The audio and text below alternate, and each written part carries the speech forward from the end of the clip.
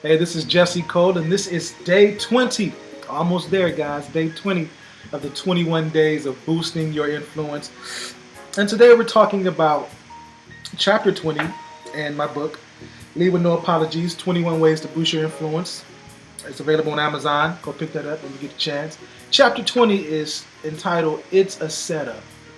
It's a setup. And essentially, this chapter is talking about the art of delegating. And I use the story of Jethro and Moses as a backdrop.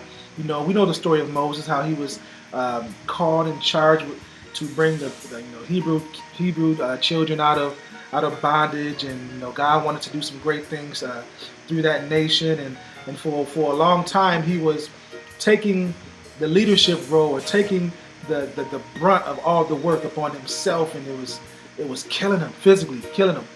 And Jethro visited him, and he saw how Moses was operating. He was like, son-in-law, man, you have to step back, man. You have to put some people in place in order to take some of this pressure off of you.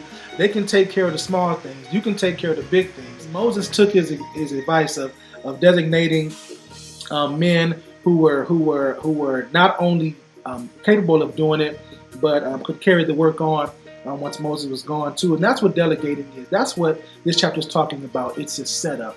It's talking about leaders who know how to delegate, for one, but also have the mind and the heart and the spirit to set people up for success. Right? Let me read something to you. A leader's DNA can be all over a project, but he doesn't have to use his own hands if he sets his people up properly. He doesn't have to use his own hands if he sets his people up properly.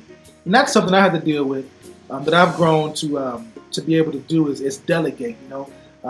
Many of you know that I write and I speak and I design and do things like that, but that came out of necessity, because when I first started, I didn't have the money to pay people to do this kind of stuff. I had to learn how to do it on my own, right? And so once I learned how to do it on my own, it was hard for me to really put it in somebody else's hands, because I've been doing it on my own for so long. But I quickly realized that in order for me to free myself up to do other things that I wanted to do, I had to entrust some tasks to others who were capable of doing it, who wanted to do it, who had the skill set of doing it, and they could actually run with the vision.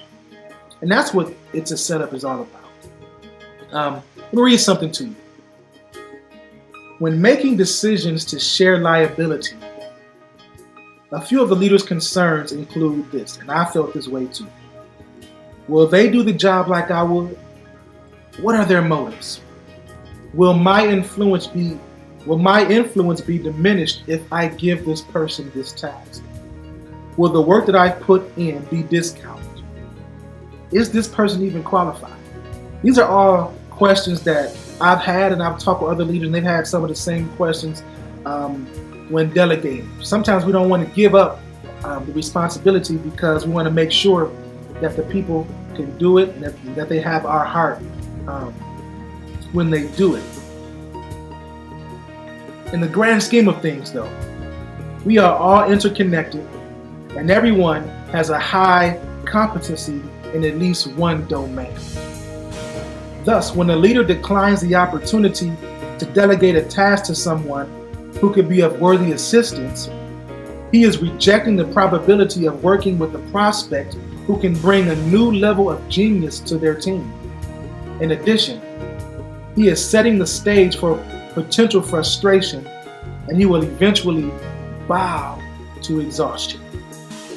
I have some principles here too, but I'll share them with you at a later date. I want to give you this declaration for this chapter. The assignment that I have is bigger than what my individual ability can accomplish. I will surround myself with competent, incorruptible, God-fearing people who accentuate my strengths and are geniuses in their own domain. I commit to developing and supporting them as well. Not only will I give them tasks, but I will help them develop, and I will support them in their genius domain as well. Wow, that is a lot of eating right there. And you would have to actually read this chapter to really take it all in. But delegating, as a leader, delegating is extremely important. I can go on and on about this, but what you want to become depends on your willingness to become. Have a great day.